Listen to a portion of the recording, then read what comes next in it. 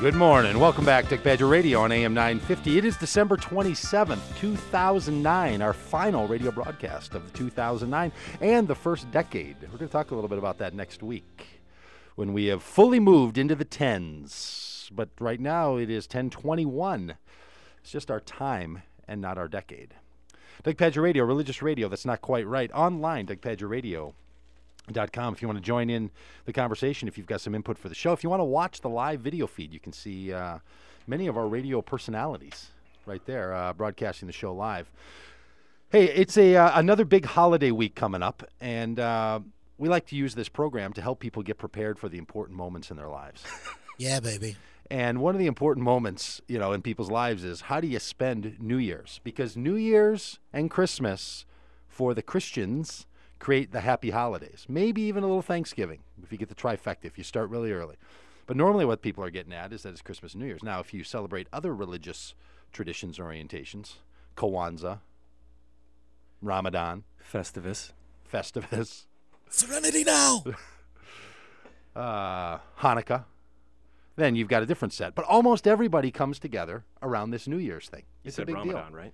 I did say Ramadan. Ramadan a ding dong. I did say it. I don't know why that comes to my head all the time. There's some skit I saw. I think it's a Saturday Night Live skit. I have to stop thinking in Saturday Night Live skit terms. But anyway, it's a big deal, this New Year's holiday. It marks a lot of things. And a number of people are familiar with the custom of having champagne at New Year's. Like, this might be the time. A wedding and New Year's Eve. This is the time when most people are going to have champagne. Like, if a guy's having champagne in April, someone's like, what's going on that you'd have the champagne? Yeah. I just saw a champagne ad on TV. It's like, You did. So we brought in, once again, our occasional tutor on things fermented. our fermented expert, yeah. Matt Henry. And we've asked him, hey, Matt, can you give those of us who don't know and can feel a little bit ashamed about all this, that we don't know about how all this champagne choosing goes? All I've heard is that it's really expensive, and that's why you do it when you're launching a boat, when you're getting married, and when you're ringing in a new year, or when you're winning a sports championship. Yeah. Like, it's at the big times in one's life, right, that you open up a bottle of champagne. Yeah. So I don't really know why that's the case, why it's champagne versus something else. I'd imagine there's a history to champagne that made it very elite, but I'm imagining that it has a history that people would say, well, I didn't know that about champagne. So can you tell us a little something about that? Yeah. Grover, did you have something for us there? I don't understand why people got champagne for boats and they're just going to break it and waste all the money they just spent Well, on it. I think all the reasons for champagne, I'm going to make up a theory. That's what I do. Love it. That's why I'm in the profession I'm in. We'll see how close it is to truth. Is that champagne is an extravagant drink, and when you're doing something worth celebrating, you throw restraint to the wind. You open up, you break bottles of champagne rather than drinking them. You pour it on each other because it's just mayhem at hand, right? That's what I'm thinking it is. Yeah. Am I right about this? I don't actually know the history of the break in the bottles Well, thing. that's how it is Or around the guys here. in the locker room with the swim goggles on. Yeah. Not sure Michael about Jordan sitting over there crying. Remember that when he was crying like a baby after winning that championship? Yeah, that's good. And remember when Costas came up to him and said, okay, so Michael Jordan's sitting there with his wife. They're pouring the champagne. His all dad into had each just other. died or something like that. I think so. Yeah. I think so. And he says, so, Michael, is this your mom here with you?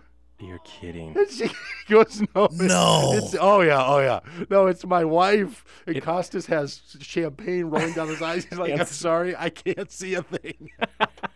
Oh, it's like I'm wearing goggles next year. I really believe that's true, unless that was a dream that I had. Did he say congratulations? She's pregnant. That one of those Yeah, deals. one of that thing. Yeah. Boy, how long's your mom been pregnant? Yeah. Like, you got a little brother coming.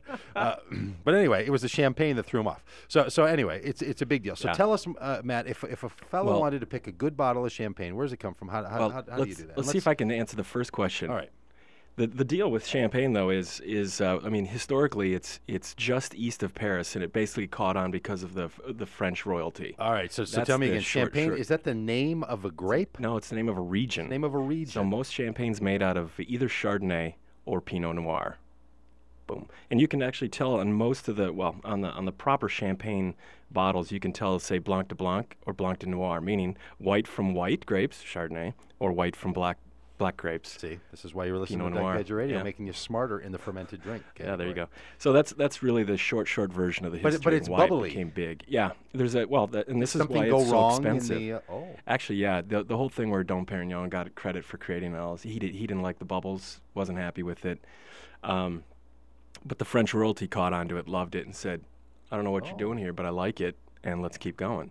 So much like the Miracle on 34th Street storyline, I got to tell you. But anyway, good deal. So I mean, once the royalty likes it, everybody, the peasants like it. So that's the way it is around here. Once the radio show host, just all the listeners fall into line. there you go. But really, the process is about 2 to 3 times more labor intensive than regular wine, and so that's why it's $50 a bottle. We have it. Actually, though, and right now with the crisis, it's a good time to, it's like $35 for the good stuff. I brought in some cheap stuff here.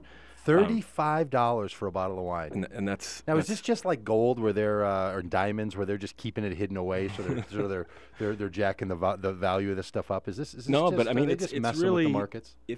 If I were to take 2 minutes and run through the takes. process, it's Well, unbelievable. we only have 2.5 minutes left, so we probably ought not do that. We ought not to do that. We may have to steal some time from the parenting expert Carla Barnhill in the next segment if we don't get all the way through this. Let's do it. There's a woman who would give up a little time for a little bit of the Speaking of which, there's farting and pooping in the process of making champagne. And I was hoping Isaac Barnhill Not would only get a kick making out of it. that. Yeah. I mean, it's the yeast that's doing the farting and the pooping. Is that what they call it? Well, that's the CO2 and the alcohol. Never been a good combination. All right. Who so, said? So if somebody were in here in the studio, they would see we have some croissants. It's very French. This whole thing is French, isn't it? Yes. Hey, you know what? Except On the back of my 3D glasses last night, the package had in English, Spanish, and French. The warnings. Like any of us need warnings on 3D glasses. If it started with the French, it would have made some sense. Okay, so you've got a little bottle of champagne. And it's actually not champagne because it's from California, but it's the traditional method. Oh, I gotcha. So You with it's me? only champagne if the grapes are grown in that region. And the wine is made in that region. The wine is made in that region. Yeah. So what do they call it if it's from California? If it's California? Well, they call it traditional method or method champagne. Method Champenois or champagne, something. champenois. My French is not that good. So if a guy walks into a place where you buy champagne, a liquor store or grocery store or something, and they ask for champagne, are they only going to be directed to the ones that come from that region in France? Like, could they save a little money by saying, I want a champagne-like? Yeah, I mean, obviously they're making sparkling white wines all over the world. And I've got a bottle. Speaking of carbon footprints, I've got a bottle out of Tasmania. Yikes! What that cost the planet? Yeah, exactly. So a sparkling white wine is the same as a champagne?